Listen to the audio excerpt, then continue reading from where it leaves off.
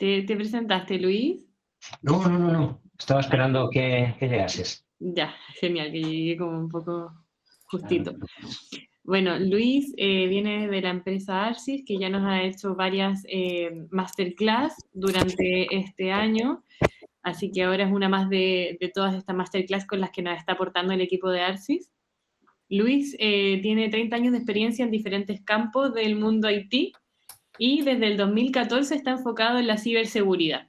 Así que el tema de hoy está relacionado con la ciberseguridad y ahí nos va a explicar varias cosas de su trabajo, en la parte técnica también, y yo creo que en la parte de trabajo con clientes y servicios.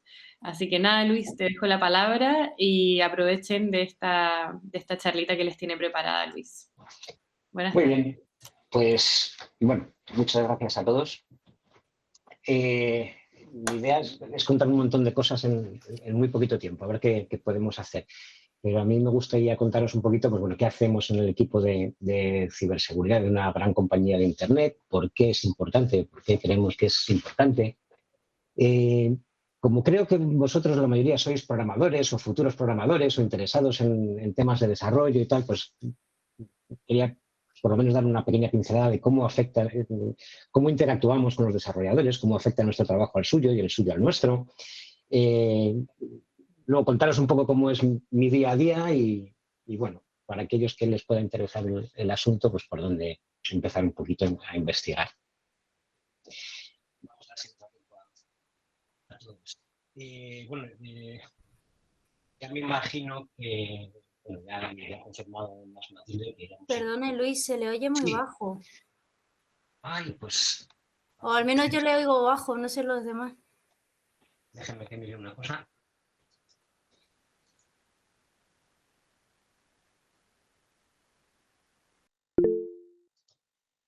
¿Me oís mal todos? Se le oye bajito.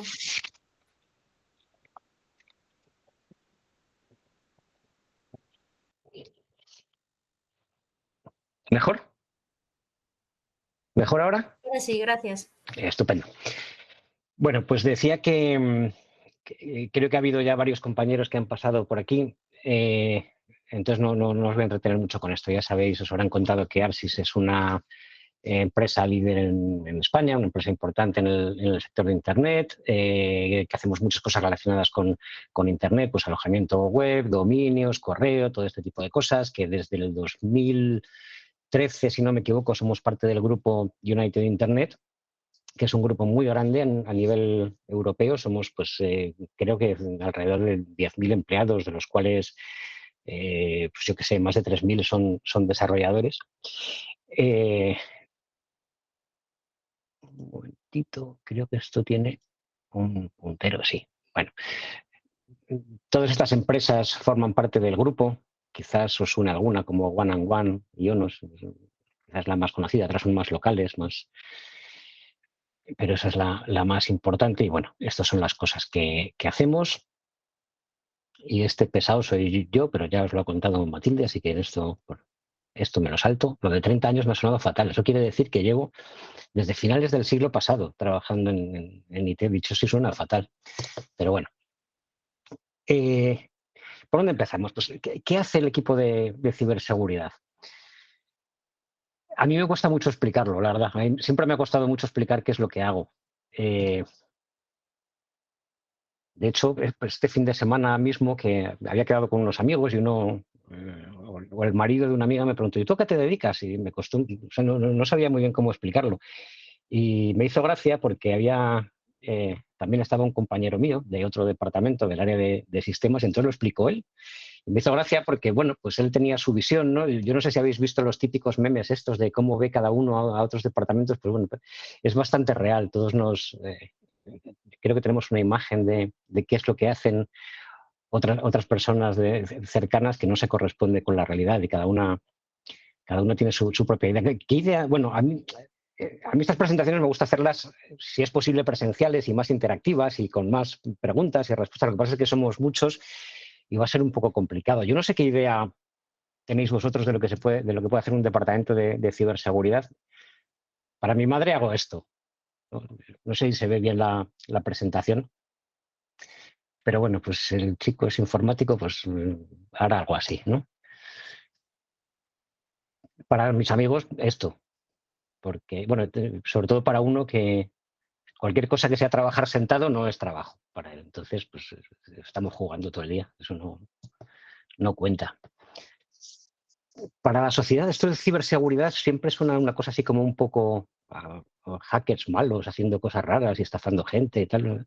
Hay una idea así un poco extraña de lo que es un hacker que no se corresponde con la realidad, ¿no? Un hacker es una persona que resuelve problemas de forma ingeniosa y no necesariamente ni siquiera circunscritos al ámbito de la informática, ¿no? sino en otros ámbitos también. O por lo menos es la idea que tengo yo de lo que es un hacker.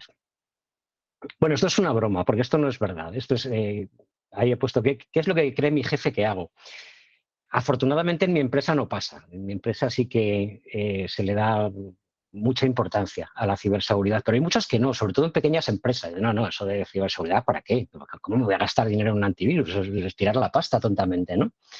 ¿Para qué? Hasta que llega el primer problema, que entonces ya es cuando dicen, pues igual había que hacerlo. O había que haberlo hecho, ya es un poco tarde. ¿Qué es lo que creo yo que hago? ¿Qué es lo que me gustaría estar haciendo? Pues, hombre, estar así con la luz apagada y la capucha puesta y centrado en el trabajo que más me apetece, pues estaría muy bien, pero no siempre es posible. ¿Y qué es lo que realmente hago? Bueno, pues muchas cosas. La ciberseguridad, voy a hacer esto más grande, abarca muchísimos campos. Es pues desde cosas aburridísimas como cumplimiento normativo, estar al tanto de ciertas leyes que tenemos que cumplir, pues desde, yo qué sé, la Ley de Protección de Datos, la GDPR, que es una normativa europea de obligado cumplimiento, certificaciones y normativas a las que nos acogemos, como la ISO 27001, muchas historias de estas. Otro campo totalmente distinto, que es el de hacer arquitecturas seguras, que tienen muchísimas implicaciones, ¿no? Pues las de gente que se enfoca en el desarrollo profesional, pues con cursos, con formación, con concienciación, que es una parte importantísima. La parte de seguridad física. Yo no sé si algunos de vosotros, me imagino que la mayoría no, pero hace poco hubo un grupito vuestro visitando uno de los data centers en Logroño. Pues os hablarían de esta parte, de la de seguridad física, seguramente, que es pues otro tema muy interesante y totalmente diferente. La parte de operación segura. Ya tenemos las cosas en producción, ¿cómo hacemos para protegerlas? La inteligencia de amenazas, dispositivos como el SIEM, cómo reaccionar ante incidentes, que es una cosa que hay que tener prevista, porque los incidentes ocurren. No es que ocurran o no ocurran, no, ocurren. Tardarán más o menos, pero terminarán ocurriendo y hay que tener un plan. Red Team, Blue Team, bueno, como veis, podríamos, bueno, no acabaríamos de relacionar todos estos campos dentro de la ciberseguridad, ¿no? Entonces, cuando alguien dice, soy experto en ciberseguridad, bueno, desconfiad. ¿Experto en qué? Yo no sé, yo diría que a lo mejor soy un poco experto en un par de cosas de estas, pero no mucho más. Es un campo muy amplio. ¿Y qué protegemos? Esto a lo mejor a alguno os suena, ¿no? Lo que son los tres pilares básicos de la ciberseguridad. Que son estos. Son los tres pilares básicos que tenemos que proteger: la confidencialidad, integridad y disponibilidad. ¿Y qué son estas cosas? Bueno, confidencialidad es que a los datos solo pueden acceder las personas autorizadas. Yo que sé, tú vas al médico y te mira y te pone en tu historia que tienes no sé qué, no sé cuál. Eso solo lo puede ver el médico. Si lo viera todo el mundo, eso sería un problema, ¿no? Si eso se publica. ¿Cuándo hay un incidente de seguridad que afecte a la confidencialidad? Pues cuando pasan estas cosas, ¿no? Cuando se pierden datos, cuando se filtran datos que no deberían ser públicos. Por ejemplo, esto es muy reciente, esto es de este mismo verano, cuando Twitter se le escaparon datos personales de muchos usuarios. Y estas cosas las oís mucho, son muy frecuentes. Integridad. ¿Qué quiere decir esto? Quiere decir que no debe haber manipulaciones no autorizadas de los datos, ¿no? Un caso muy típico.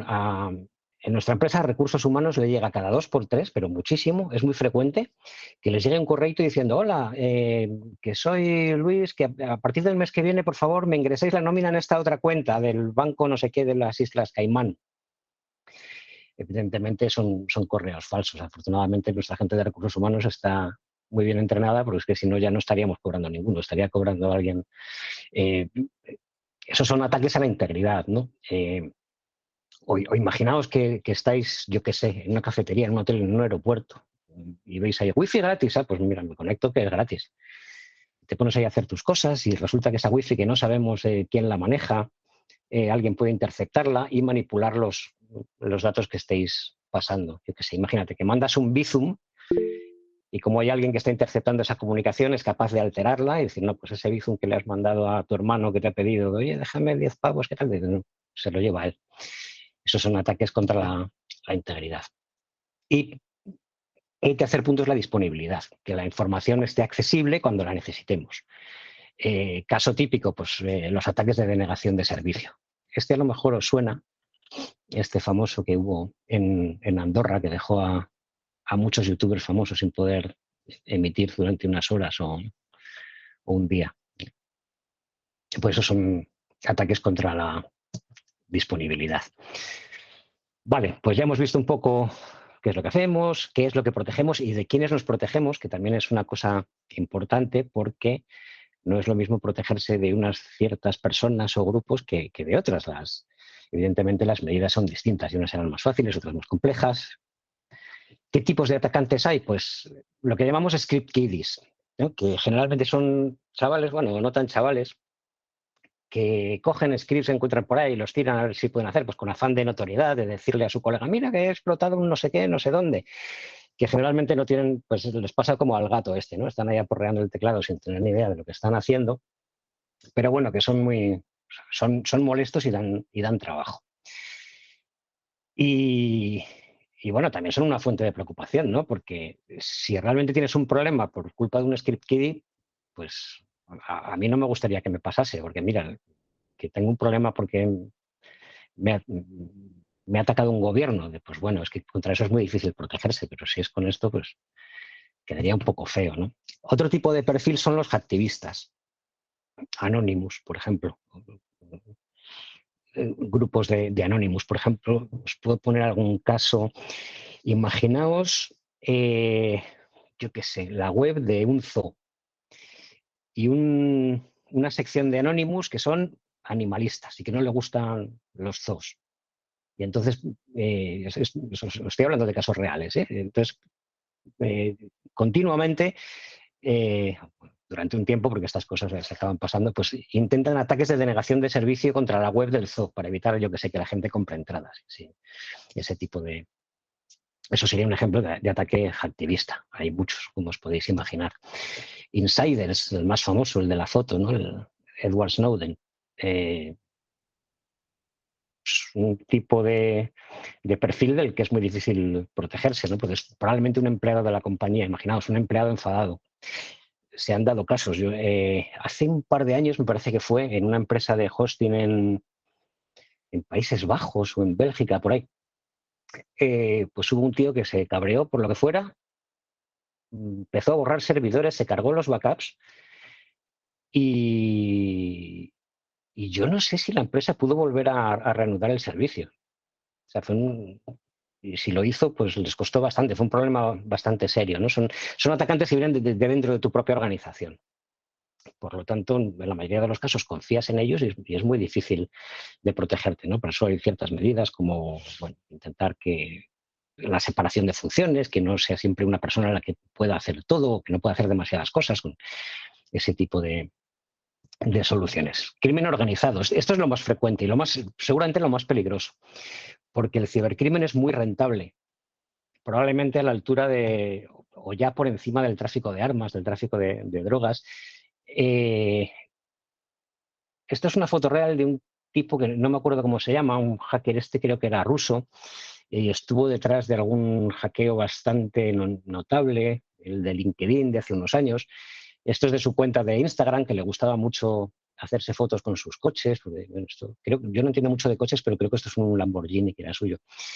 Le iba bastante bien hasta que le dejó de ir bien, ¿no? Ahora no sé quién tiene el Lamborghini porque él está en la cárcel.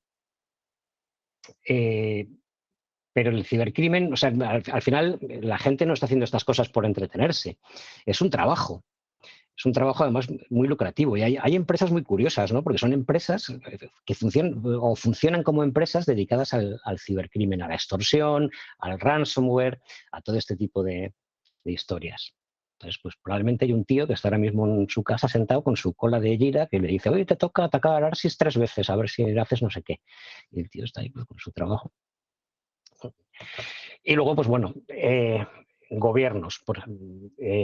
Os podéis imaginar que es muy difícil protegerse contra esto. Para protegerse contra un ataque de un Estado, probablemente hacen falta los recursos de un Estado.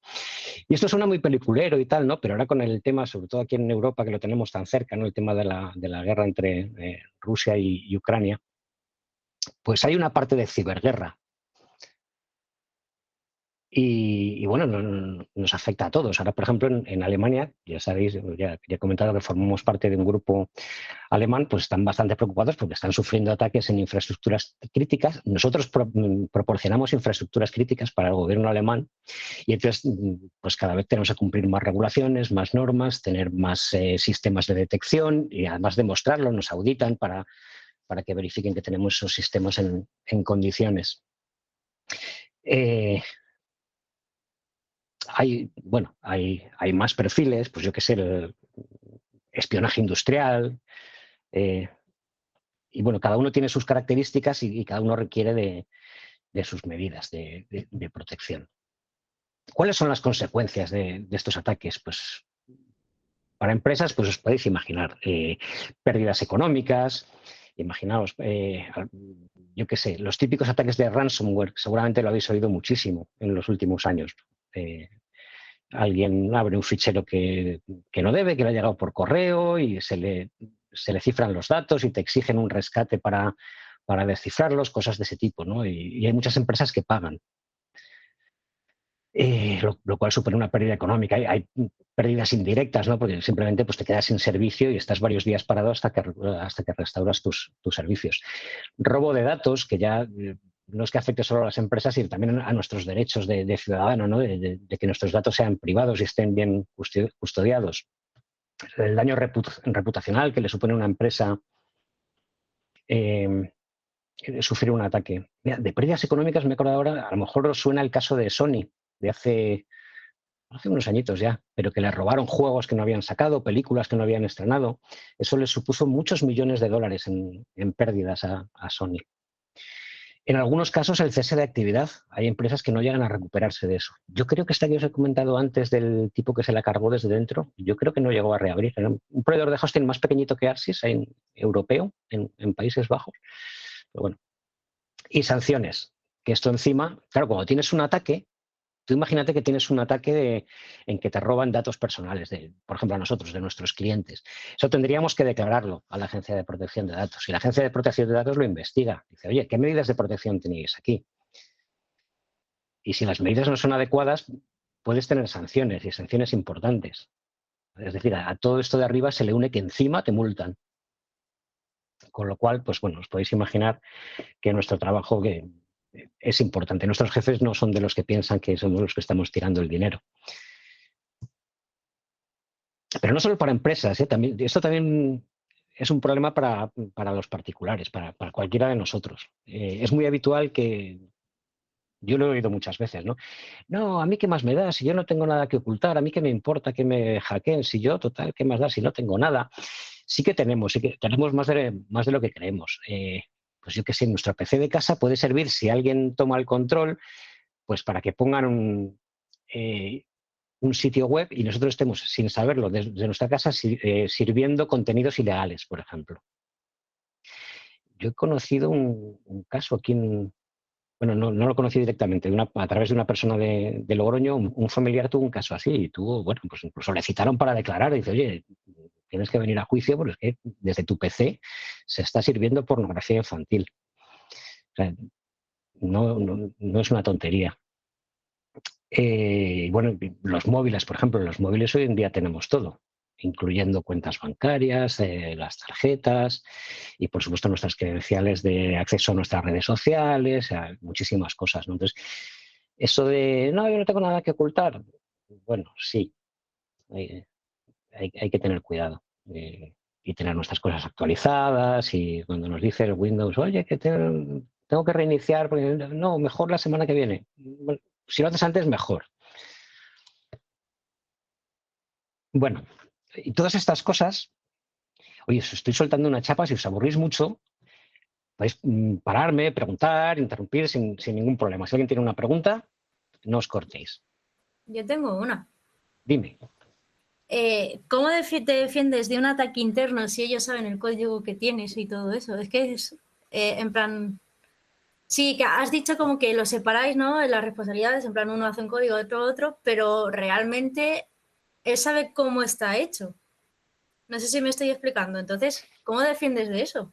Sí, no sé qué te estás imaginando. Yo creo que estamos viendo seguramente cosas distintas. ¿Tú estás, en qué estás pensando exactamente? ¿En alguien En que ha los escrito ataques internos, en Sí. cuando el de que hay uno que de la empresa que está enfadado, le despiden, está enfadado y va a atacar a la empresa. Él sabe el código, porque a lo mejor lo ha hecho él.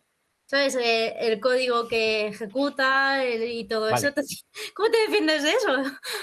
Vale, mira, esa es una buena pregunta y yo creo que tengo respuesta. Generalmente, y bueno, lo vamos a ver muy poquito porque no hay tiempo, durante el proceso de desarrollo, si me dejas, voy a continuar con esto y luego me lo recuerdas, porque creo Por que puede supuesto, que te conteste sobre la marcha, ¿vale? por supuesto. Gracias. Vale. Vamos a ver si quiero ponerse esto. Bueno, me voy a ir un poquito atrás en el tiempo, ¿vale?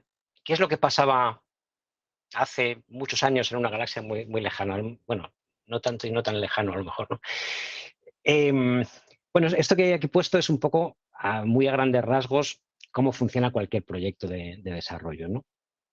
Hay mil metodologías, las tradicionales de cascada, las ágiles, estas modernas y tal, pero al final siempre es así, ¿no? Hay una fase de requisitos o de idea, ¿no? De concepción de, oye, vamos a hacer no sé qué, ¿qué necesitamos? Pues tal, bien. Una parte de diseño, porque tú no llegas y te pones a escribir código. Bueno, a veces sí, si es una cosa muy sencillita, ¿no? La parte de diseño puede ser pintado en una servilleta mientras te tomas un café, o puede ser un trabajo de meses. Depende mucho del tipo de proyecto. La fase de implementación, que es la que mola, pues es cuando escribimos el código y hacemos las cosas interesantes. Una fase de pruebas, y cuando todo va bien, pues se pone en producción y hasta que se quite, ¿no? Esto dura lo que dure. Habrá artefactos o aplicaciones que duren unos días, a lo mejor, o meses o años, o ni se sabe. Y entonces, bueno, ¿y la seguridad? ¿Dónde viene, no? Bueno, pues a lo mejor, con suerte, justo antes de que se ponga en producción, alguien se acuerda de, quietos, quietos, quietos. Las pruebas de seguridad. ¿Qué pruebas de seguridad? Yo no hay un departamento de seguridad, ya harán ellos algo, harán magia o alguna cosa para... Y entonces, bueno, en el mejor de los casos, pues unos días antes, o a veces unos días después, te decían, oye, por favor, ¿me podrías hacer un pentest? ¿Os suena lo que es un pentest? ¿Lo habéis oído alguna vez? Un test de intrusión, un test de penetración. Bueno, pues es una de las partes divertidas de este trabajo, ¿no? Porque es cuando simulas qué es lo que haría un atacante para vulnerar tu aplicación, para conseguir que tu aplicación pues haga algo para lo que no está pensada, ¿no? O te robe los datos o consiga, pues, yo qué sé, tú imagínate la web de Movistar. A ver si consigo hackearla para meterme saldo gratis en mi tarjeta, por ejemplo, cualquier cosa de esas, ¿no? Bueno, eso se hace, pues lo llamamos así, pentest o test de intrusión, test de penetración, tiene muchos nombres. Pero la idea es esa, simular el comportamiento de un atacante. Que, bueno, magia no es, o sea, es mejor que no hacer nada, pero yo diría, ¿es necesario hacer eso? Sí. ¿Es suficiente? Pues no. No, hay que hacer más cosas, porque además, cuando hacemos nosotros un test de intrusión, pues estamos limitados en el tiempo. Pues tenemos, yo qué sé, una semana, 2 semanas para hacerlo, un par de días si es un proyecto más cortito. ¿Cuánto tiempo tiene un atacante? Toda la vida de todo lo que dure la aplicación. O sea, ahí tenemos una desventaja muy grande. Entonces, no es suficiente. Además pasa otra cosa. Aquí, con este rayajo que he pintado, intento representar cuál es el coste, cuánto nos cuesta solucionar un problema según cuándo lo encontremos, ¿no? O sea, un problema que tengamos al principio, en la fase de requisitos, en la fase de diseño, pues es relativamente fácil de resolver. Oye, no, que nos hemos equivocado, el diseño está mal. Bueno, no pasa nada, lo corregimos, no hemos empezado a implementar, tampoco va a ser, ni nos va a retrasar, ni nos supone ningún gran contratiempo. Si vamos retrasando esto, el coste es mayor. Y cuando tenemos que solucionarlo cuando ya está en producción, en un caso extremo es, oye, mira, hay un error de diseño, esto está mal hecho, hay que pararlo y volver a empezar. Tenemos que retroceder hasta aquí. Eso tiene un coste enorme. Y además ocurre otra cosa, que es esta otra gráfica. ¿Cuándo se cometen los errores? Pues en el diseño y en la implementación. Entonces, si las pruebas de seguridad las hacemos aquí, llegamos muy tarde. Y esto es lo que pasaba hace un tiempo, ¿no? Había, pues eso, una falta de concienciación en seguridad. Además, ahora con las metodologías ágiles, pues es todavía más difícil, ¿no? Porque hay pasos a producción constantes. No es como antes, que pasabas a producción y venga, y vamos a hacer otra iteración, vamos a sacar una release el año que viene. Y hasta el año que viene no ponías en producción la versión 1.3. Pero ahora, con las metodologías ágiles, pues es constante. Hay puestas en producción todos los días. Entonces, este modelo no servía. Entonces, ¿qué es lo que tenemos que hacer? Pues tenemos que introducir la seguridad en todas las fases del proyecto. En esas que hemos visto de diseño, de toma de requisitos, de implementación. Tenemos que meter seguridad en todas partes, ¿no? Si lo hago aquí un poquito más grande, pues vemos que aquí están todas las fases que relacionan, ¿no? Los requisitos, el diseño, la implementación, las pruebas, el despliegue y una cosa que no está puesta en el proyecto pero que es fundamental, que es la formación. Nosotros queremos que todos nuestros desarrolladores tengan por lo menos una formación básica en ciberseguridad y luego ya pues que se vayan especializando.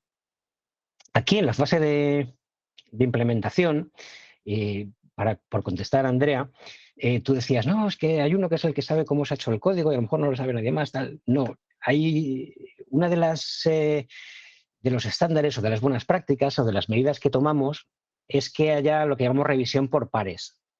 Siempre hay 2 personas que van a ver el código, por lo menos, ¿no? Aparte de los test que se hacen manuales, automáticos, pues queremos que haya por lo menos 4 ojos mirando el código. Y luego hay otro tema que es bastante discutible, ¿no? Que es por conocer el código, a ver, si has introducido aposta alguna cosa, bueno, pues por eso se revisa, ¿no? Pero eso implicaría que o sea, el código, porque sea conocido, no necesariamente es más inseguro, ¿no? Si no, fíjate, todo el open source, pues casi nos lo quitaríamos. No, es que como es público, no nos sirve. Y sabemos que no es así. El open source, no te voy a decir que sea... hay mucha pelea con eso de hace muchos años, ¿no? Que si es más seguro, si es menos seguro, bueno, pues más o menos igual. El hecho de que el código sea público, pues bueno, es más fácil ver los errores, es posible, pero también es más fácil corregirlos. Entonces, bueno, no puedo entrar en detalle de cada una de estas cosas, pero si veis, pues son muchísimas actividades las que introducimos en todas las fases del proyecto, ¿no?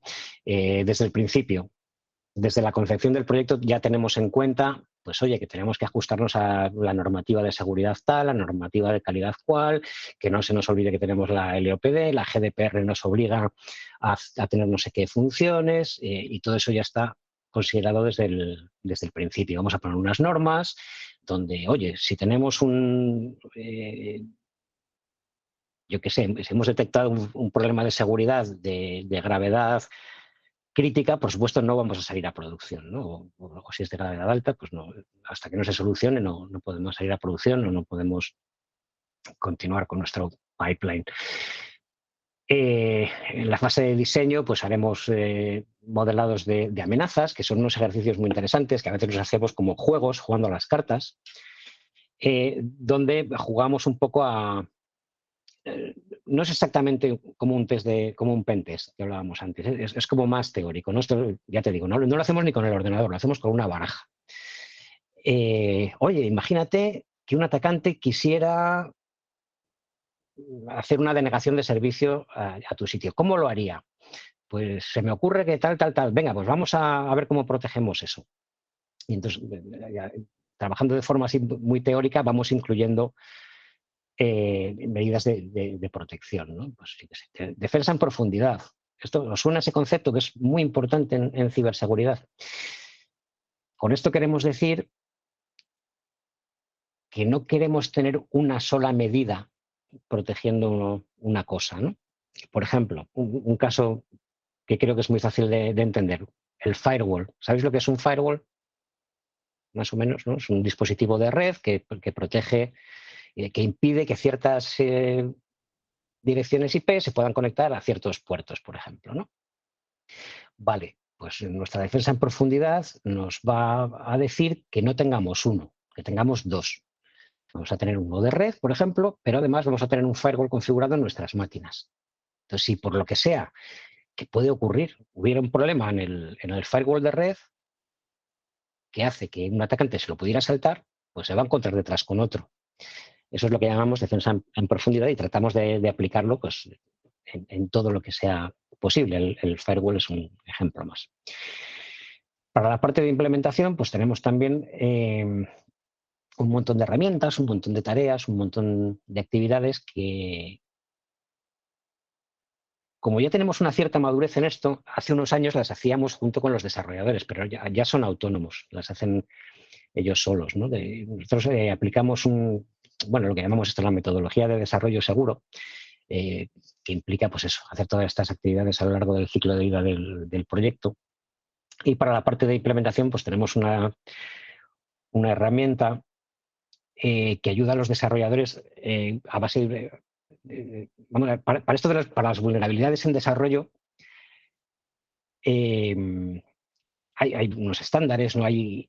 Al final las vulnerabilidades ya son conocidas. O sea, ya se sabe que hay familias de vulnerabilidades, pues por ejemplo, inyección SQL, que seguro que os suena, o inyección de código, inyección de XML, fallos de autenticación, en fin, un montón de cosas. Hay un estándar que se llama ASVS que tiene como 300 o 400 controles. Claro, si le decimos a los desarrolladores, oye, tenéis que revisar estos 400 controles para cada cosa que programáis, no puede ser, esto es imposible, entonces no sacaríamos nada a producción, estaríamos todo el día haciendo esto. Y bueno, pues es verdad, no en todo lo que desarrolláis aplican estos 400 controles. Entonces tenemos una herramientita que tú le describes qué tipo de artefacto estás programando y él te devuelve qué tipo de controles son los que tienes que revisar. Lo cual ya cambia bastante la cosa porque ya empieza a ser asequible, porque a lo mejor en vez de 400 tienes 50 en función del tamaño de tu desarrollo, ¿no? Entonces, bueno, pues ya es algo que se puede hacer.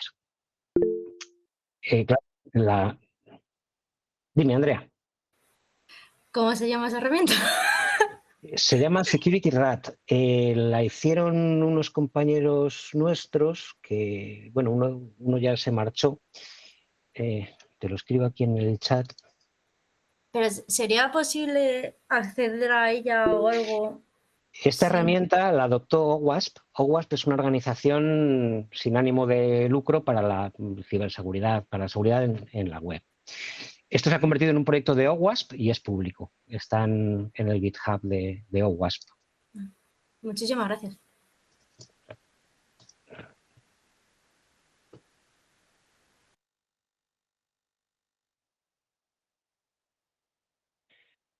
Vale.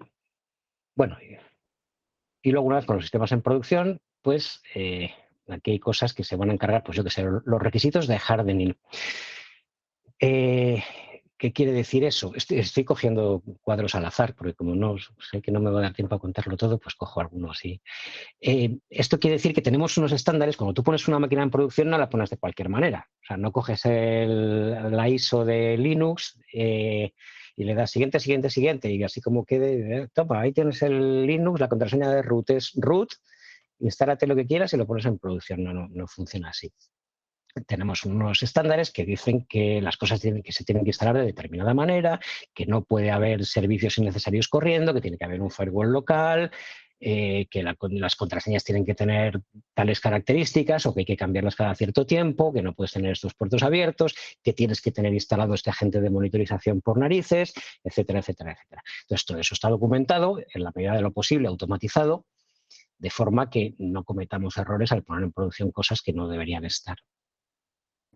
Y esto son cosas típicas que se auditan, ¿no? Si tenemos, como nosotros cumplimos con la 27001 y con el Esquema Nacional de Seguridad y con todas esas cosas, pues todos los años o varias veces al año vienen los señores auditores a decir, oye, perdón, decís que tenéis los requisitos estos de hardening de bastionado. ¿Cómo los cumplís? ¿Lo tenéis documentado? Sí, así. Y, a ver, ¿me puedes demostrar que lo haces? Pues mira, sí, porque está automatizado el despliegue en base a estas normas que he puesto. Ah, pues fenomenal. Nos ponen el sello y todos están contentos.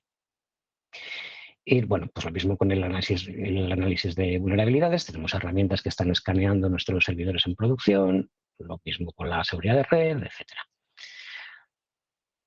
Tenemos nuestros planes de respuesta a incidentes y hacemos ejercicios. De vez en cuando puede ocurrir que hagamos un ejercicio donde se notifique un incidente falso, digamos, simplemente para confirmar que todo el mundo sabe lo que tiene que hacer en caso de que haya un incidente de verdad, pues una movida de estas gordas un sábado a las 3 de la mañana.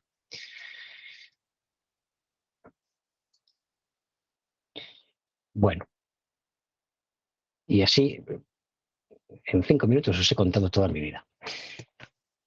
¿Y cómo es mi día? Bueno, voy a intentar explicar cómo es mi día. Yo suelo madrugar bastante, a estas horas suelo estar tomando café, tomo mucho café y yo ya no sé hasta qué punto es algo que va con el departamento porque tengo varios compañeros que son adictos al café, pero además algunos, o sea, tengo uno que se tuesta su propio café. No os digo más.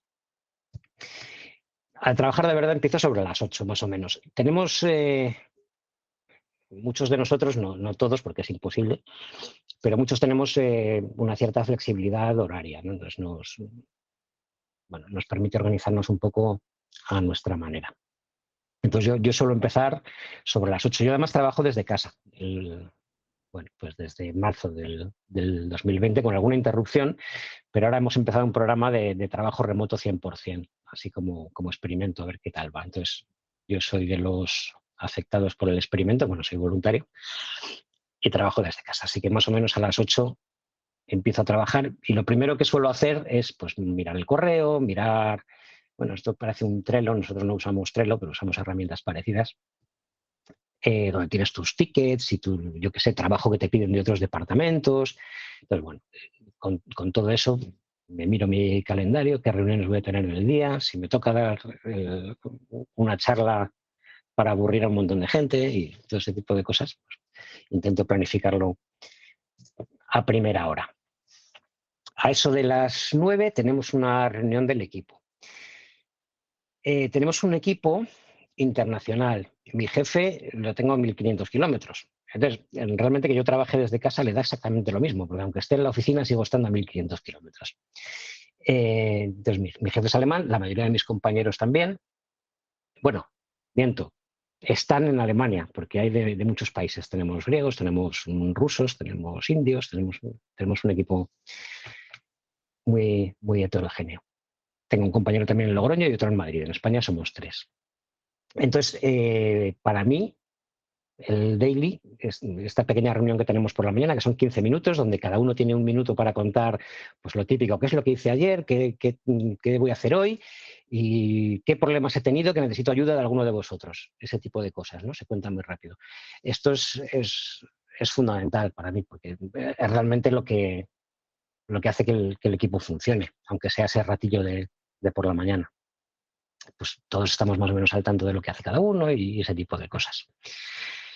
Ya a partir de que termine esta reunión hasta la hora de comer, pues bueno, pues como tenemos perfiles muy diferentes, pues cada uno hace lo suyo, ¿no? Tenemos algunas tareas de operación y mantenimiento de herramientas.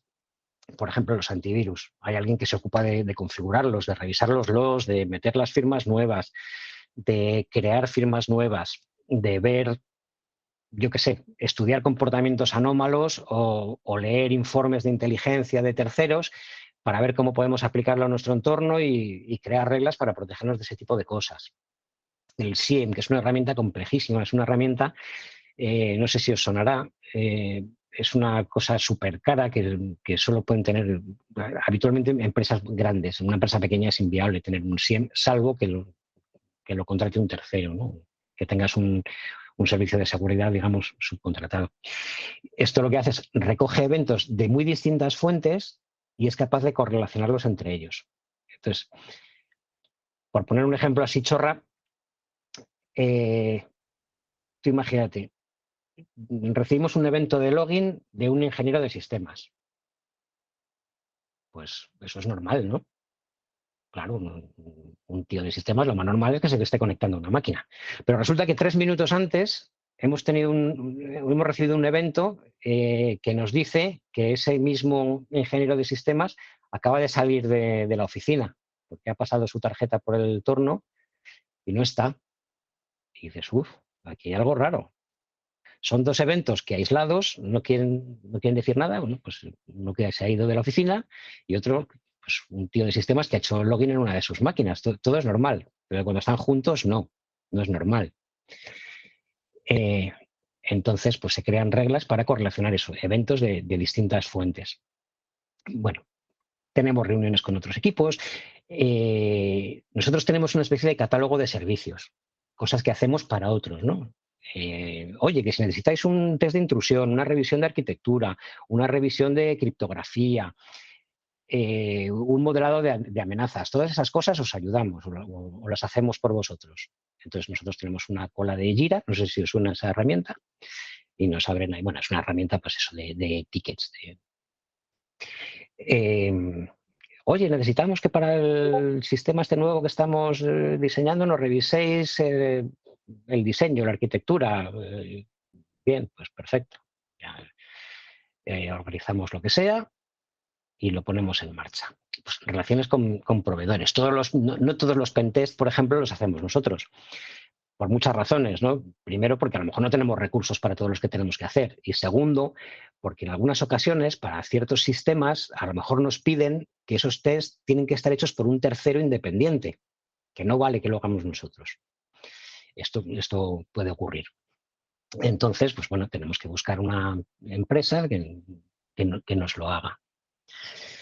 Documentación, esa cosa que nos encanta a los técnicos, ¿no? Escribir documentación. Pues escribimos muchísima. Participamos en auditorías, bien haciéndolas o bien recibiéndolas, ¿no? Nos auditan, pues yo sé. Además nos auditan por partida doble, porque tenemos normativas españolas, pues por ejemplo el Esquema Nacional de Seguridad, que es una cosa que necesitamos tener para poder contratar con servicios públicos en España. Pero como también hacemos infraestructuras críticas para los alemanes, pues también tenemos auditorías de los alemanes. CRITIS, por ejemplo, que lo llaman, ¿no? Son auditorías de sistemas, de infraestructuras críticas. Hacemos también temas de formación y concienciación.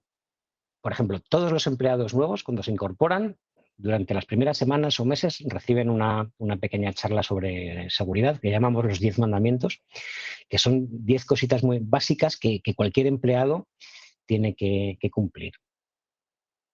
Que, bueno, a lo mejor para gente de sistemas, gente técnica, pues son cosas triviales, pero cuando llega gente, pues yo qué sé, para financiero, para recursos humanos, pues a lo mejor necesitan esa formación, ¿no? Yo suelo comer a la 1, que a lo mejor para España es un poco pronto, Pero claro, como mis compañeros son alemanes y comen a las 11:30, pues yo a la 1 estoy ya que no puedo. Entonces, vuelvo más o menos sobre las 2. Esto ya os digo que como tenemos horarios flexibles, pues no es muy estricto. Y las tardes suelen ser más tranquilas. Por las tardes procuramos no tener reuniones o las menos posibles, con lo cual es el tiempo que me resulta más fácil centrarme en una tarea concreta, ¿no? Y no tener que ir saltando de reunión en reunión o mirando mis tickets o a ver cuántas cosas tengo que hacer, sino que puedo centrarme, por ejemplo, que tengo que hacer un pentest, que es una cosa que sí que necesito estar centrado durante unas horas, pues uso las tardes. Y si he empezado a las 8, pues más o menos a las 5 puedo terminar. Luego tenemos una especie de guardias, ¿no? Porque, claro, puede ocurrir que tengas un incidente, pues eso, viernes a las 3 de la mañana. Pues a lo mejor no puede esperar, ¿no? Que recuerde, ¿alguien ha levantado la mano? Yo. Dime, María. Y por ejemplo, cuando te avisan que es una guardia, bueno, a las 3 de la mañana, ¿cómo contactan contigo? Por el móvil. Sí, o sea, llamada de teléfono, ha pasado esto y esto, ¿no? Exacto. Ah. La última fue, yo creo que a finales del año pasado, si mal no recuerdo, en diciembre, que me pillaron en la Laurel, además, tú fíjate que te pillan en la Laurel con una llamada un domingo, y es porque se había publicado una vulnerabilidad, a lo mejor os suena Log4j, es de estas que le ponen nombre y con logo y tal, ¿no? Una vulnerabilidad crítica, una librería de Java muy, muy común, que muchos programas utilizan. Claro, eso en el momento en que se publica, explotarlo era casi trivial. Entonces había que parchear inmediatamente. No es que nos hubiera pasado nada, pero había un riesgo alto de que pudiera pasar. Entonces ese mismo domingo se tuvo que poner en marcha un montón de gente para poder parchear los sistemas, y digo parchear entre comillas porque muchos productos no habían sacado el parche.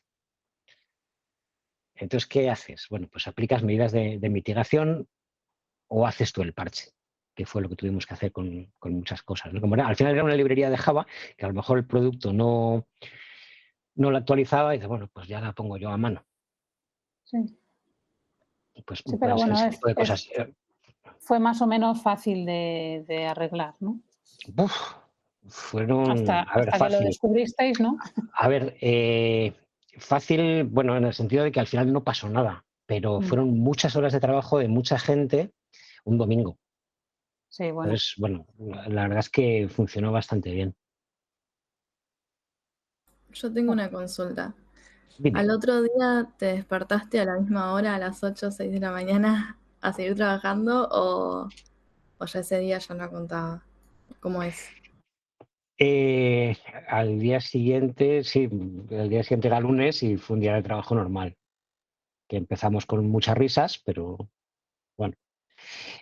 Luego ya, depende mucho de, a ver, lo normal es que, no sé si va por ahí la pregunta, en nuestro caso se pagan horas extra. O sea, se está trabajando, o bueno, según quién puede elegir. Dice, oye, como he trabajado 5 horas el domingo, pues me voy a coger un día de vacaciones por todo el morro. Sí, claro, pero si Eso tú ya tienes una daily con tus compañeros el lunes a las 9, pues evidentemente no puedes faltar. Bueno, hombre, sí, según qué caso se pueden hacer excepciones. El daily sí intentamos tomarlo muy, muy en serio y que no falte nadie y tal, pero bueno, en un caso así sí, es entendible, vamos, no. Ahora, lo importante del daily es que se siga haciendo, sobre todo cuando el equipo es como el nuestro, internacional, repartido en unos sitios, que unos trabajamos en casa, otros en Alemania, otros no sé dónde. Entonces, sí, es ciertamente muy importante.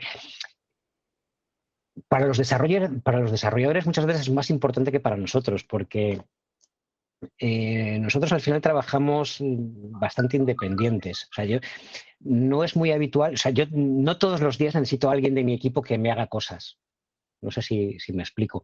Para los desarrolladores suele ser más importante, porque sí que necesitan coordinar más interfaces entre ellos y tal, ¿no? Entonces, pero bueno, para nosotros que falte uno en el daily no es un drama.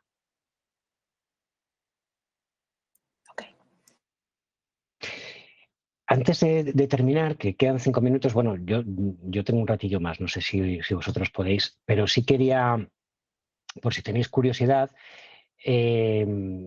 no sé, ¿qué recursos tengo para aprender sobre ciberseguridad? Bueno, pues así muy rápido. Bueno, no voy a hablar de formación reglada, porque esto, pues más o menos cualquiera además, quizá en Argentina sea diferente, no sé, pero hay grados de formación profesional, grados universitarios. Las empresas muchas veces demandan certificaciones, ¿son útiles? Bueno, pues algunas sí. Pues yo, por ejemplo, si me viene alguien con un OSCP, pues tengo casi la garantía de que va a ser un buen pentester, ¿no? Ahora, las certificaciones estas, ¿qué problema tienen? Pues que la mayoría son carísimas. Entonces, no, para una persona es muy difícil permitirse. Normalmente lo pagan las empresas cuando les interesa tener una persona certificada. Yo, por ejemplo, curiosamente no tengo certificaciones de seguridad, tengo certificaciones de sistemas, de Red Hat, porque a mi empresa lo necesitaba, ¿no? Oye, tenemos que tener no sé cuántos certificados en Red Hat pues, para poder acceder a no sé qué servicios. Y bueno, pues como yo lo tenía de mi vida anterior como sysadmin, pues lo he renovado hace poco. El INCIBE es el organismo español para la ciberseguridad. Tiene muchos recursos en su web para aprender cosas básicas de ciberseguridad y algunas no tan básicas, ¿no? Y también dan algunas recomendaciones sobre por dónde empezar, ¿no? Bueno, por dónde empezar. Aquí en las especializaciones habla de cursos de posgrado y tal, pero de compartir, pues sí, es muy útil, ¿no? Tener tu GitHub donde publicas tus cosas o tu comunidad donde compartes tus conocimientos, certificaciones, ponte a prueba, que son los CTFs que menciono luego, etcétera. Más recursos, pues en Telegram hay muchas cosas. Esto es un grupito que se llama Follow the White Rabbit, que suelen... Lo que pasa es que últimamente hay mucho tráfico de gente rara. Lo típico de, ay, que quiero, ¿quién me puede conseguir la contraseña de Facebook de mi novia? No, mira. Entonces pasan más tiempo baneando gente que proponiendo recursos nuevos. Había puesto este grupo de Río Hackers, que como os podéis imaginar son hackers de La Rioja, pero de La Rioja española, no de La Rioja argentina.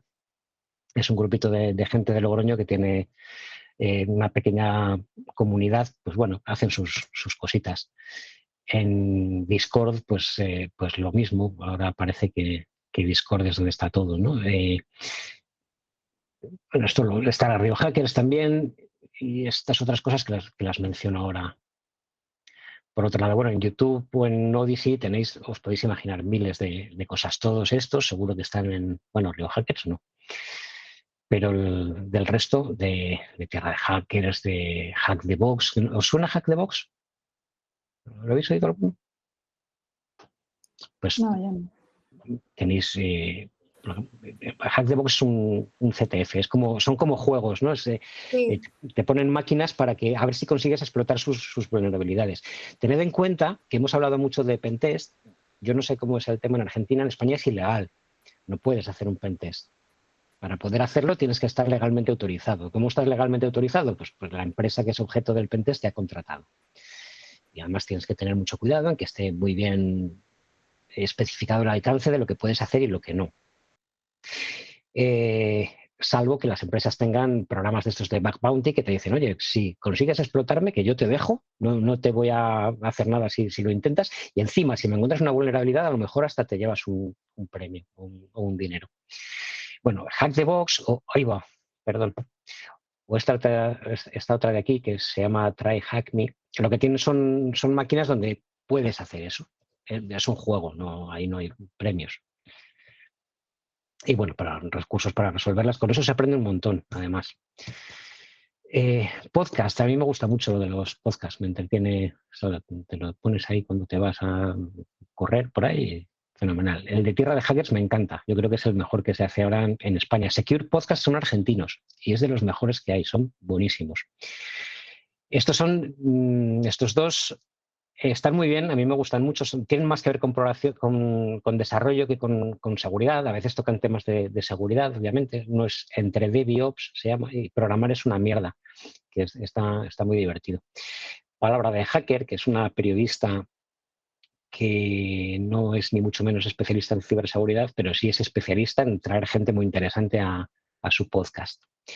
Y los CTFs que os mencionaba. Este otro, Over the Wire, es muy sencillito para empezar.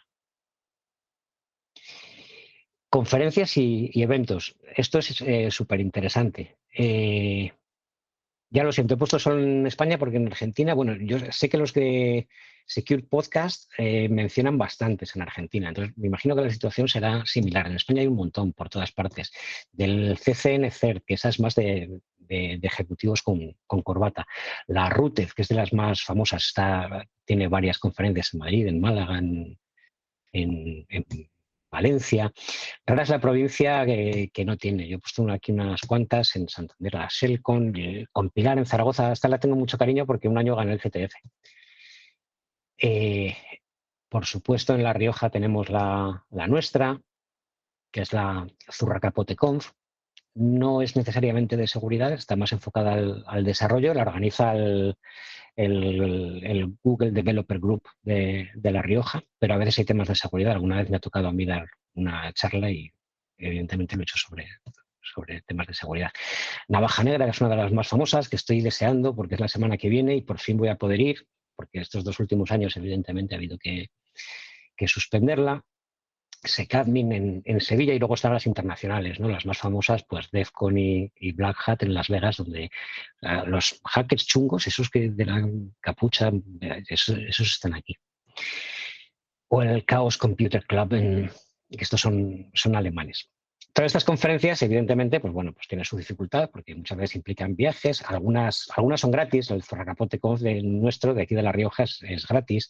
Navaja Negra, que para mí es la más divertida y quizá la mejor, pues es bastante asequible. Hay otras que son carísimas y ya si te tienes que ir a Las Vegas, pues te puedes imaginar. ¿Qué es lo bueno? Que casi todas, o bien en directo, o bien unas horas después, o a veces lo retrasan unos meses para no desincentivar que la gente vaya, todas estas charlas se acaban publicando en YouTube o en algún otro medio. Entonces tienes muchísimas charlas de todas estas conferencias asequibles gratis, libremente.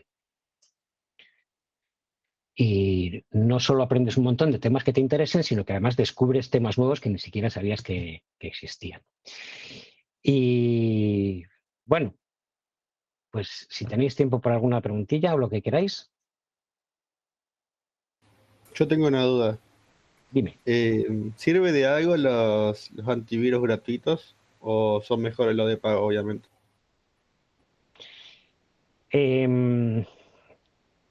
¿Por qué no tengo preparada esa respuesta que siempre la hace alguien? Bueno, con Windows, por ejemplo, que me imagino que es lo que usáis casi todos, el que viene de serie, el Defender, está muy bien. ¿Hace falta poner uno encima de ese? Yo ahora mismo te diría que no es necesario. Ese funciona bastante bien.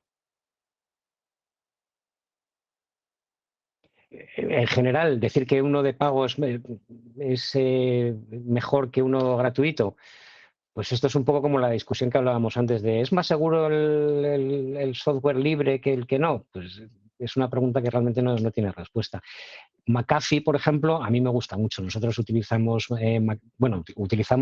un montón de antivirus porque depende del entorno, usamos uno u otro. Pero McAfee me gusta mucho, hace un montón de cosas muy interesantes. Y ese es de pago. Yo tengo una yo lo pondría así. No, termine, después cuando termine ya pregunto. Bueno, me estaba haciendo a mí mismo la pregunta de si yo pagaría por McAfee en mi equipo de casa. Es que no tengo Windows. O sea, tengo el equipo que tengo. Yo habitualmente trabajo con tres equipos. Un Windows, que es de la compañía. Entonces, ese está gestionado, tiene su antivirus y tiene todo. Y hay un equipo que se encarga de pasar los parches y las actualizaciones, todas estas historias. Y luego tengo un Mac y un Linux, porque bueno, a mí me interesa conocer bastante bien o tan bien como pueda los sistemas operativos más convencionales y que utilizamos habitualmente en nuestro trabajo. Y en el caso del Mac, por ejemplo, pues también hacemos unos pequeños desarrollos de herramientas que no encontrábamos por ahí, pues bueno, entonces lo necesito para poder trabajar bueno, sobre un juego de Apple. Sí, David, que te he interrumpido. No, mi pregunta es, ¿qué tanto trabajo de ciberseguridad hay para alguien que recién empieza? O sea, ¿qué tanto mercado hay? Dicen que hay muchísimo. En el caso nuestro,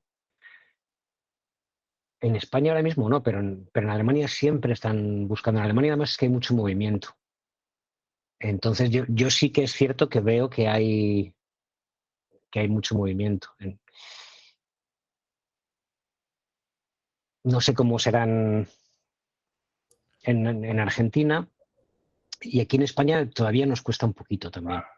La imagen esa del jefe se cree que esto es para tirar la pasta, pues todavía estamos en fase de erradicarla. Pero bueno, sí que hay. Yo creo que sí que se nota que empieza a haber más movimiento. Y en Alemania muchísimo, ya te digo.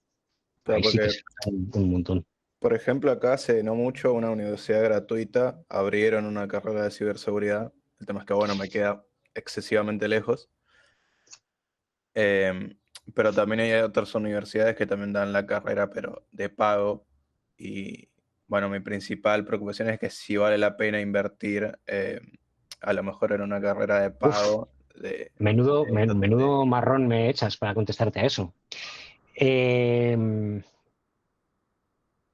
Yo creo que la tendencia es creciente. Sí que es cierto que es un tema muy importante. He intentado explicar un poquito por qué. No sé si lo he conseguido. Y a mí en particular, bueno, yo he trabajado de muchas cosas en el mundo IT, porque empecé como administrador de red, después estuve como administrador de sistemas en diferentes sitios, estuve en IBM, cuando me vine a Logroño vine como administrador de sistemas, luego pasé a ciberseguridad, y creo que, mira, he disfrutado, he tenido la suerte de tener siempre un trabajo que me gustaba, pero no he tenido la enganchada que tengo con este trabajo con ninguno, para bien, te quiero decir. O sea, y sí que es cierto que veo que, a ver, yo lo noto además por nuestros clientes, que nos demandan cada vez más servicios de ciberseguridad. Entonces, ¿merece la pena? No, joder, pues a mí me da mucho miedo contestarte a eso. Yo te diría que sí. Yo personalmente, pues, bueno, ahora que hay muchos estudios, muchas carreras enfocadas a eso, pues si hubieran existido hace 30 años y yo hubiera sabido esto, pues claro que lo hubiera hecho.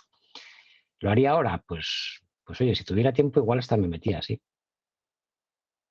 Claro, más que nada por si conviene haber una de estas carreras pagas o algo más autodidacta y demás. El tema es que por lo menos acá se sigue pidiendo bastante, no a lo mejor el título, pero sí que se esté estudiando una carrera afín para que te contraten en varias empresas. Ya.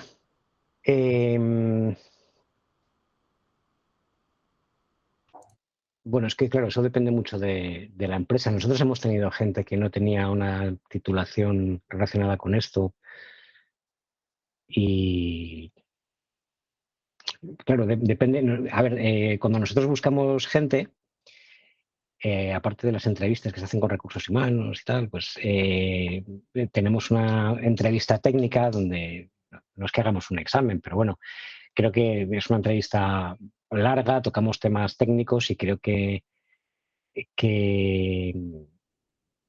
nos podemos hacer una idea de qué es lo que sabe y lo que no sabe el candidato. Y yo nunca he tenido que preguntar qué es lo que has estudiado. Realmente no me interesa. Ahora, es cierto que hay un filtro previo de recursos humanos que no pongo yo. Acá por lo menos las empresas lo que piden es no que uno tenga el título, sino que se esté en una carrera afín. El tema es que una vez que se está dentro es como que no te preguntan al respecto, sino que es Claro. como, debe ser como una especie de filtro de recursos humanos también. Quizás algo que ayuda con eso son las certificaciones. Si tú tienes una certificación de OSCP, hombre, el Security Plus ese, pues no dice gran cosa, pero si tienes un OSCP, pues según para qué puesto, nadie te va a pedir otra cosa. Porque si buscas un pentester, ¿qué te importa más? ¿Que tenga un OSCP o que sea ingeniero informático? O teleco, que a lo mejor está especializado en antenas. Yo me iría por el OSCP. Pero al final, bueno, pues depende de muchas cosas de política de empresa. Yo que sé, una gran consultora, pues yo que sé, de las típicas de Deloitte, Ernst & Young, tal, que recibe 1.000 millones de currículums todos los días, pues quizá filtre y diga, no, si es que si no son, pues eso, afines, ingenieros informáticos de teleco, industriales, a lo mejor matemáticos. Matemáticos ahora se buscan muchísimo. Y aquí en España pues, está muy de moda el doble grado de informática con matemáticas, sobre todo por temas de deep learning, machine learning, donde los matemáticos vienen muy bien. Entonces, bueno, que aplican ese filtro porque si no sería imposible, pues puede ser, no te puedo decir. Nosotros somos una empresa más pequeñita y yo creo que eso no existe. De hecho, vamos, te aseguro que no porque hemos tenido gente que no tenía sus estudios afines. Y era gente muy buena y muy brillante. De hecho, se nos acabaron yendo porque se lo rifaban.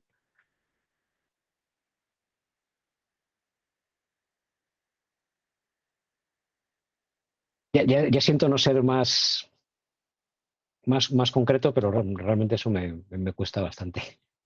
No, él está bien, es como en cualquier lugar siempre depende mucho de tanto del país donde se esté como de la empresa, así que no pasa nada.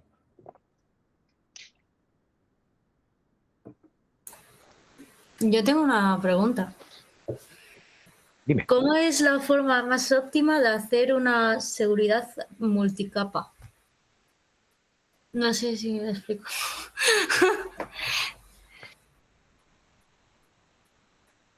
A ver, espera. Para un proyecto X. Joder, sí que he escrito cosas. ¿En qué parte? ¿En qué cuadradito? Probablemente en todos podemos hacer una multicapa. Mira, por ejemplo, un proyecto que tengo es hacer como un servidor NAS, Sí. pero el cual tengo que proteger. Y quiero meterle una seguridad multicapa. ¿Cuál sería la forma más óptima y mejor de meter eso? Bueno. Pues es que la puedes meter en muchos sitios. La puedes meter en la capa de red.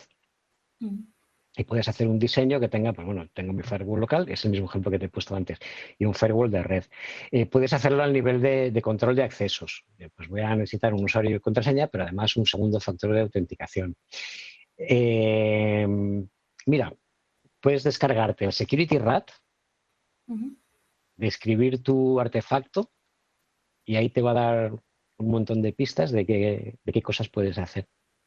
Vale. Es una herramienta que para eso ayuda muchísimo. Vale, perfecto. Porque es que la pregunta es Lo siento. genérica. Además es un artefacto un poco complicado. Además, claro, yo tengo un problema. Tú me preguntas eso y yo o sea, a mí me resulta relativamente fácil llevarlo a la vida real, porque me ha pasado algo parecido. Nosotros tenemos NASes en algunos servicios. Y entonces pienso, digo, joder, nos ha costado, estoy pensando en uno en concreto, un año de trabajo securizar eso. ¿Cómo te contesto? en un minuto. Ya. No, que me gusta complicarme la vida. No, pero o sea, el enfoque que tienes es correctísimo. O sea, uno de los principios fundamentales es lo hemos mencionado antes, la defensa en profundidad, y es el tener esa seguridad multicapa. Claro, que la puedes aplicar en muchos sitios. Otra solución, otra forma de abordar ese problema es el modelo de amenazas. Lo que pasa es que para hablar del modelo de amenazas necesitaríamos otra vez muchas horas, ¿no? Porque hay muchas formas de enfocarlo. Pero es cogerte, además tienes muchas charlas sobre eso. Si te interesa, búscalo, que es muy sencillo. Vas a encontrar un montón y vas a encontrar ejercicios prácticos de cómo hacerlo, ¿no? Bueno, hay un modelo que se llama Stride, que representa 5 ataques típicos, ¿no? Pues de negación de servicio, de manipulación de datos, de pérdida de confidencialidad, etcétera, ¿no? En el artefacto que estoy desarrollando, ¿cómo puedo explotar cada una de estas vulnerabilidades? Entonces, probablemente vas a encontrar la manera. Que sí, pues para manipular los datos de forma no autorizada, podría ir por aquí, por aquí y por allá. Y entonces vas poniendo medidas o contramedidas para esas vías de entrada que tú mismo vas encontrando. Es un ejercicio muy bueno que procuramos hacer al principio de los proyectos, en la fase de diseño, que a lo mejor es donde estás tú y que encaja ahí muy bien y ayuda un montón. Parece una chorrada y es uno que ya te digo que a veces lo hacemos hasta jugando a las cartas. Hay una baraja especial para eso. Vale. Que tú repartes las cartas y cada carta tiene un tipo de ataque, ¿no? Entonces tú propones, a ver, ¿quién es capaz de hacer aquí un no sé qué? Un ataque de tal tipo. Y según el tipo de ataque, según las cartas que tengas, pues tú tienes un ataque que intentas explicar cómo lo harías y, bueno, las cartas pues, valen unos puntos, al final el que tiene más puntos gana. Claro, jugar solo es aburrido, pero... Ya. Muchas gracias. Pero a nosotros nos funciona bien. Y es un ejercicio muy bueno. Y además, tradicionalmente había un poco de enfrentamiento entre la parte de seguridad y de desarrollo. A los desarrolladores como que les molestaba un poco que viniera, pero ¿qué tiene que venir el de seguridad a decirme si no sabe programar? ¿Por qué tiene que venir este tío aquí a decirme no sé qué de cómo tengo que hacer las cosas, ¿no? Con este tipo de ejercicios funciona muy bien. Y están muy abiertos a ello y al final pues estamos consiguiendo de hecho que sean totalmente autónomos haciéndolo, tanto los talleres de SDLC donde se revisan todos esos controles de seguridad que tendrían que implementar hasta estos modelos de amenazas. Con esto todavía intervenimos nosotros más, pero yo creo que con el tiempo lo acabaron haciendo ellos solos y les gusta. Entonces, para mí es una satisfacción, ¿no? Porque a mí han llegado a echarme de reuniones hace años. Porque, claro, yo era ahí el que estaba para... Es que tú solo vienes a poner las cosas difíciles y a que no salgamos a producción a tiempo. No, hombre, es para que hagamos las cosas bien. Y bueno, todo esto va cambiando y ahora los desarrolladores son mucho más proactivos. Nos ha costado un esfuerzo que entiendan que realmente esto es... que no podemos sacar un producto de cualquier manera. Que está muy bien que tu producto sea rápido, que sea fiable, etcétera, etcétera, pero tiene que ser seguro. Si no, tenemos un problema. Claro. Perfecto, muchas gracias. Nada.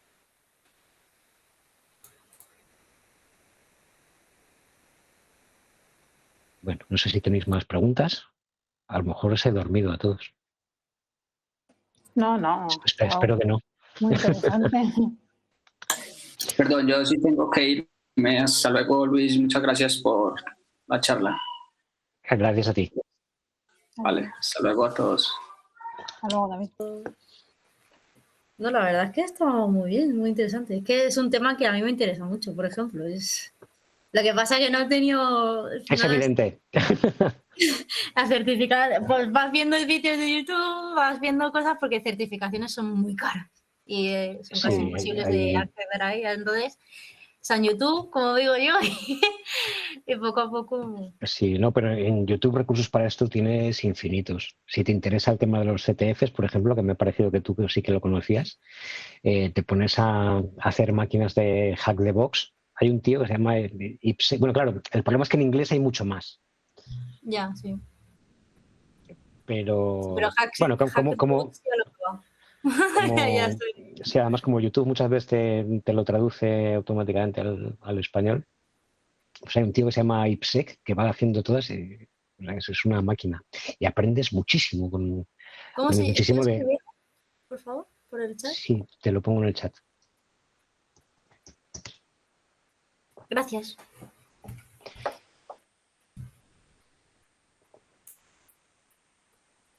Porque luego la certificación de Cisco, ¿qué tal es? ¿De seguridad? Sí. No la conozco. No conozco a nadie que la tenga. De Cisco conozco, bueno, creo que el CCNA y el CCNP y todas estas son las que tienen todo el mundo, todos los ingenieros de redes, pero la de seguridad no la conozco. Ni conozco a nadie que la tenga. Vale, es que sí que nos han pasado unas certificaciones para hacer y de Cisco venían 2 de ciberseguridad, una más larga que la otra. Pues lo siento, no las conozco, pero es cierto que todo el mundo las está añadiendo. Red Hat, por ejemplo, yo de Red Hat tengo el de administrador de sistemas y el de ingeniero certificado. Y ahora han sacado, bueno, ahora hay bastantes más, porque han sacado de contenedores y de demás historias, y también de seguridad. Entonces, así consigo engañar a recursos humanos para que me la paguen, pues a lo mejor me apetece hacerlo. Sí, hombre, nunca está de más. Sí, lo bueno es tener una empresa, ¿no? Que te la pague. Y eso que las de Red Hat no son especialmente caras, pero bueno, para hacerlas por vicio como que no. Y luego hay otras que sí, o sea, el OSCP está muy bien, pero creo que son, pues no sé si eran como 800 euros o algo así. O sea. Lo suyo es que te vayas a una empresa y que la empresa te diga, hay que hacer esta certificación. Ah, pues yo me la hago. Si me la pagas tú, yo me la hago. Eso es. Yo las que he hecho, yo creo que todas las que he hecho he sido voluntario. Hombre, es que ya que estaría bien. Yo también sería voluntaria. Creo que todo, vamos, si te pagan la cosa. No, pero es curioso que hay mucha gente que no le apetece nada. A ver, al final es un esfuerzo que haces y un examen que ya dices, joder, a cierta y que son horas para exámenes, ponerte ahí a... Pero oye, es interesante, es una cosa más que puedes añadir a tu currículum y a tu formación personal. O sea, ya no es solo para buscar trabajo, es para saber más sobre este tipo de cosas. Yo estas realmente no las he hecho ni porque sean estrictamente necesarias para mi rol actual, porque no lo son, ni porque esté buscando trabajo, que ahora mismo no estoy buscando, que estoy muy contento donde estoy. Pero sí, me parecían muy interesantes y me apetecía un montón. Además, sí que es verdad, claro, yo ya no soy administrador de sistemas, pero cuando has sido administrador de sistemas no dejas de serlo nunca. Entonces era una forma de seguir enganchado a eso. Y de actualizarme, porque claro, yo tenía la de Red Hat 6, entonces a la hora de actualizarme tuve que aprender de la 8, que era la que había en ese momento. Y bueno, la de ciberseguridad tampoco es que sea una pasada, pero bueno, si tengo ocasión de hacerla, no diría que no. Yo en el paro sí que me mandaron un correo para hacer un curso de ciberseguridad. Lo que pasa que como estaba con este curso no me metí, pero sí que me iré al paro y preguntaré por este tipo de certificaciones o de cursos o a ver qué más hay. Sí, pues ahora, ya te digo, ahora hay un montón porque yo creo que, bueno, realmente es un tema que, a ver, es que si digo está de moda, es un poco, suena mal, ¿no? No, pero es que ahora Es un tema que está cobrando realmente importancia, más que estar de moda. Sí, porque además con todo el teletrabajo que hay ahora, esto tiene que ser pues el día a día. Sí, sobre todo al principio era la guerra. A nosotros, bueno, pues seguramente por el tipo de empresa que somos nos pilló razonablemente bien preparados. Entonces nos fue bastante sencillo, excepto por el hecho de tener que dar, o sea, en 2 días hubo que repartir portátiles a 200 personas, porque muchos teníamos, pero muchos no, porque quizá los equipos técnicos sí que hacemos guardias y todas esas cosas, pues sí teníamos portátil, pero mucha gente no. Entonces fue un reto en ese sentido, pero estábamos más preparados porque teníamos VPNs, era muy sencillo extenderla al resto de la plantilla, teníamos las medidas de seguridad más o menos implementadas que para un conjunto de la plantilla que no costaba nada extendérselo a todo el mundo. Entonces, en ese sentido, pero claro, luego hubo muchos sitios donde era, no, mira, vete a casa y, oye, pues con el PC que tengas en casa, con el mismo que utiliza tus hijos adolescentes para sus cosas, pues con ese trabajas. Y Sí, bueno, hubo además muchas es historias. que en plena pandemia o te comprabas un ordenador o con los niños en clase era imposible tener Esa es otra. acción. Bueno, yo que no sé si es que tengo un poco de síndrome de Diógenes digital, pero tenía un montonazo de portátiles viejos y tuve que repartir unos cuantos. Claro. Porque, claro, es lo que tú dices, pues había familias, mis vecinos de enfrente, pues con 2 niños, pues no podían teletrabajar y los niños ir a clase, o sea, no Sí, sí. tenían, era imposible. Pero bueno, pues, Yo tengo tenía una amiga, bueno, la sigo teniendo, ¿no? Que los 2 chicos iban a clases diferentes y tenían las clases a la misma hora. Entonces, con diferentes profesores, diferentes asignaturas y solo tenían un ordenador. claro, ¿Cómo lo hacían? Pues la asignatura la perdieron, evidentemente. claro. Sí, sí, no, casos de esos muchísimos. Mm. Por supuesto.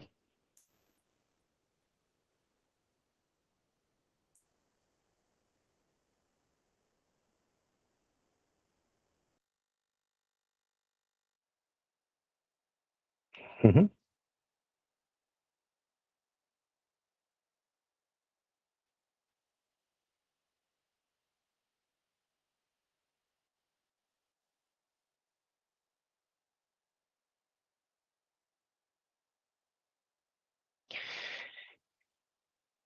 Yo desde hace mucho tiempo siempre digo que son muy parecidos. O sea, Windows ha tenido siempre muy mala fama. Y creo que bien ganada hace muchos años, pero eso ha cambiado.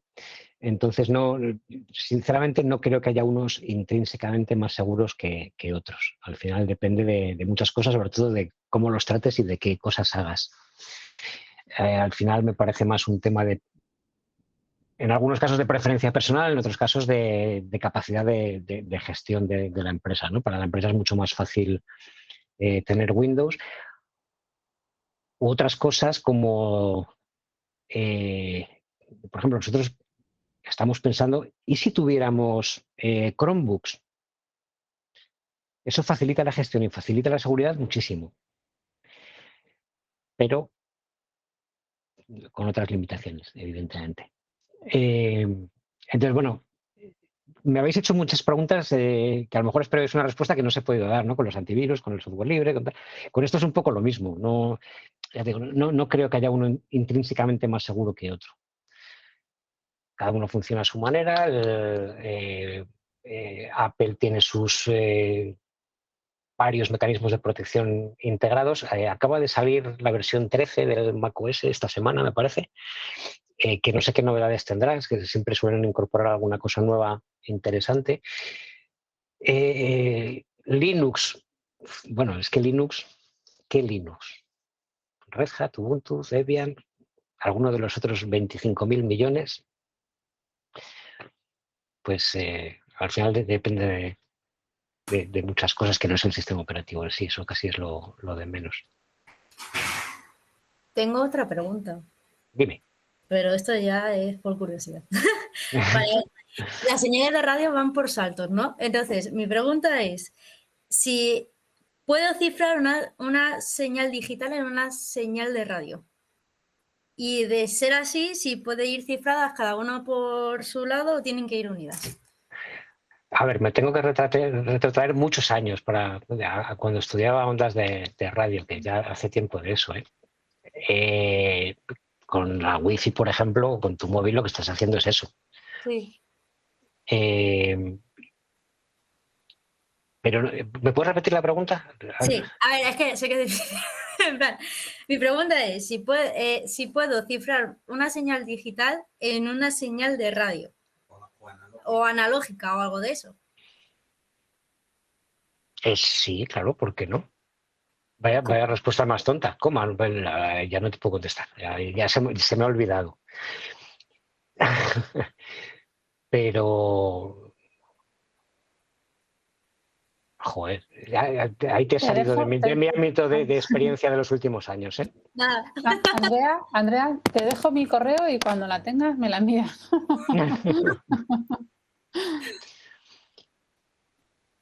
Aunque también es verdad que no sé si he entendido cuál es a dónde quieres llegar con eso. Bueno, sí, sí, no, da igual, es que es una Pero bueno, pregunta al que... final, si es que las señales digitales y o sea, bueno, lo que haces es modular señales analógicas sobre digitales y eh, al final no tiene por qué haber tanta diferencia. Vale.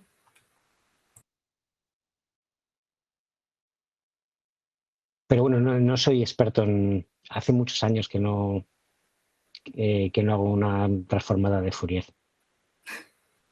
Gracias, gracias.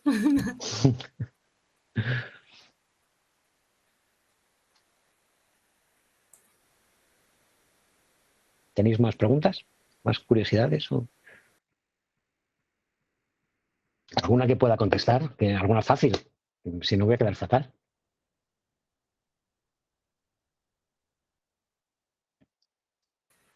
¿Por dónde recomendarías empezar a formarte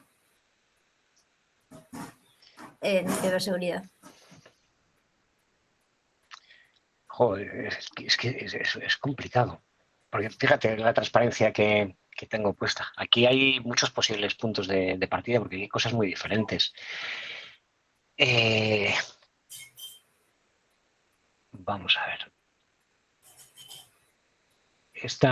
A mí esta parte me parece muy divertida. La parte de los test de penetración o test de intrusión, que es, bueno, todos los CTFs, los juegos de hack the box y tal.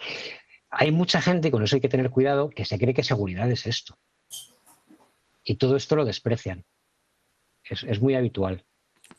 Oye, yo es que he resuelto una máquina de hack the box. Todos los que sabéis de esto no tenéis ni idea. Me necesitáis a mí, que soy el que... Bueno, no es así necesariamente. A mí me interesan, por ejemplo, mucho los temas de operaciones. El SIEM me parece una herramienta interesantísima, lo que pasa es que es muy complicado. Bueno, hay algún SIEM open source, pero tener un laboratorio de esto en casa es muy complicado. Necesitas un montón de máquinas virtuales y además quizá... Mira, antes que ciberseguridad, a mí me ha ayudado mucho el haber pasado antes por sistemas y por redes. Y bueno, de hecho, tengo una pequeña frustración, que es que nunca he pasado por desarrollo. Sí que he escrito mucho código, pequeños scripts para muchas cosas a lo largo de este tiempo, ¿no? Pero me da rabia no haber pasado por ahí. Pero es importante, cuanto más conozcas de desarrollo, mejor se te va a dar la parte esta de seguridad de aplicaciones, seguro. Porque vas a ser capaz de vivir en la piel de los desarrolladores mucho mejor. Pero a mí me ha ayudado mucho saber de sistemas y saber de redes. Y yo creo que si no tienes un conocimiento por lo menos básico de eso, es muy difícil empezar con ciberseguridad. Porque al final estás explotando sistemas y redes y aplicaciones. Entonces, cuanto más sepas de todas esas cosas, mejor. Y si conoces 3 sistemas operativos, mejor que si conoces uno.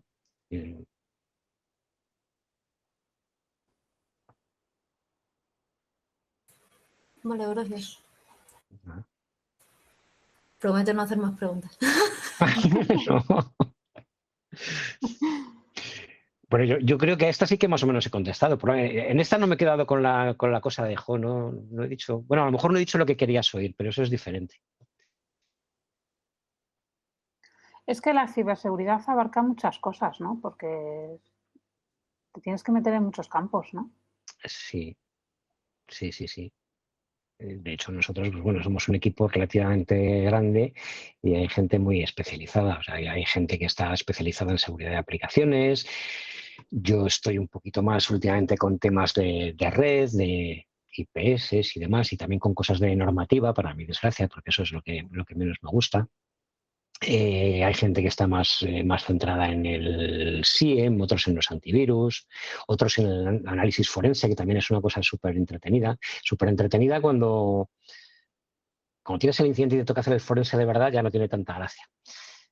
Pero la idea en sí es muy interesante.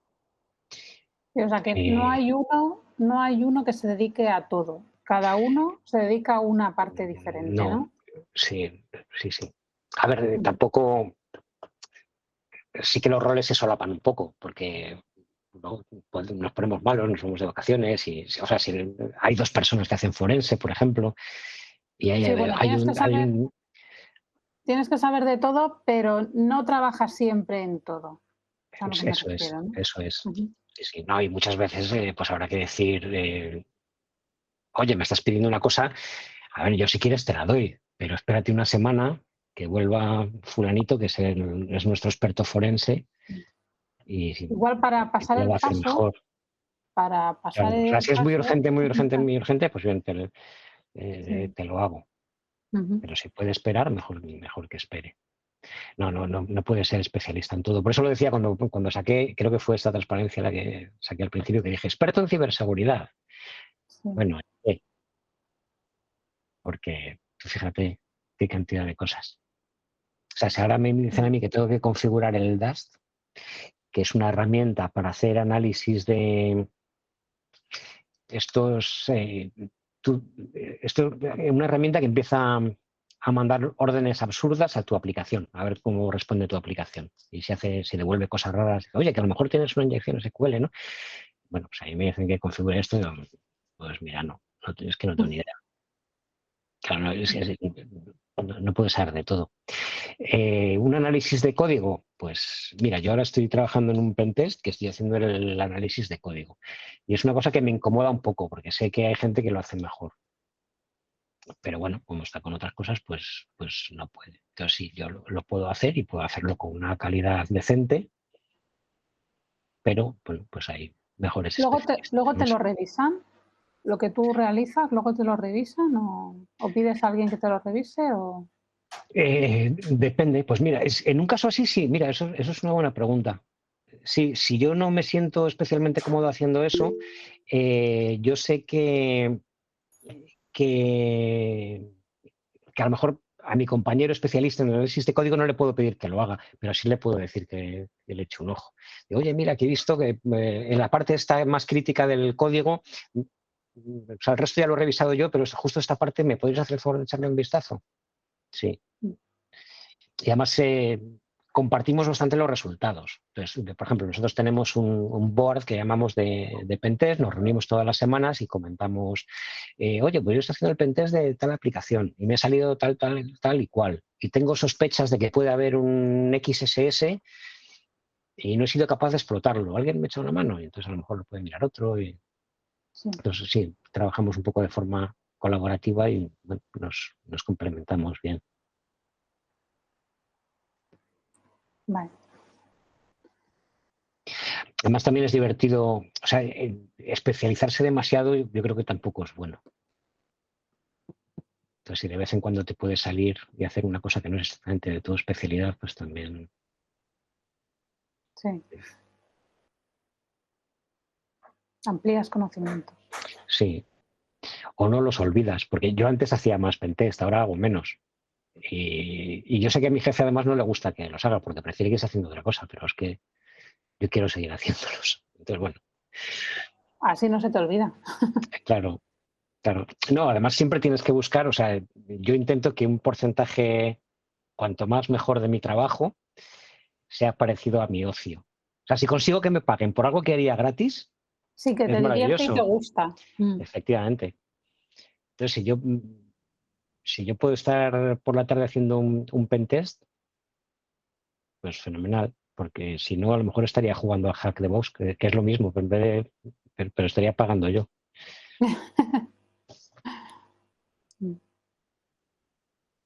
Bueno, en Hack the Box no hace falta pagar, por si alguno está interesado en curiosearlo, se puede hacer gratis. Si pagas te dejan hacer más cosas, pero...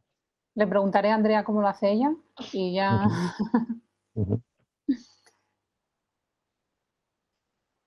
Pues muchas gracias. Nada, bueno, pues si no tenéis más cosas, yo me lo he pasado muy bien, la verdad. Me gusta hacer estas historias de vez en cuando. Me gustaba más antes cuando eran presenciales, porque es como más interactivo. Aunque al final ha funcionado bastante bien, ¿eh? Yo pensé que sería más complicado hacerlo online, pero bueno. Así que, bueno, muchísimas gracias por las preguntas. Alguna me ha hecho pasar un poco de mal rato. No, bueno, ya estoy acostumbrado. Ya llega un momento que pierdes la vergüenza. Y gracias a vosotros.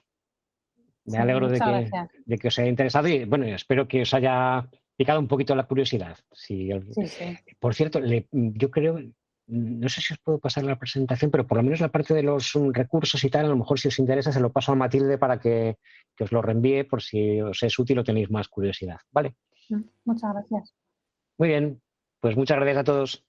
Gracias. Hasta luego, Luis. Hasta luego, adiós.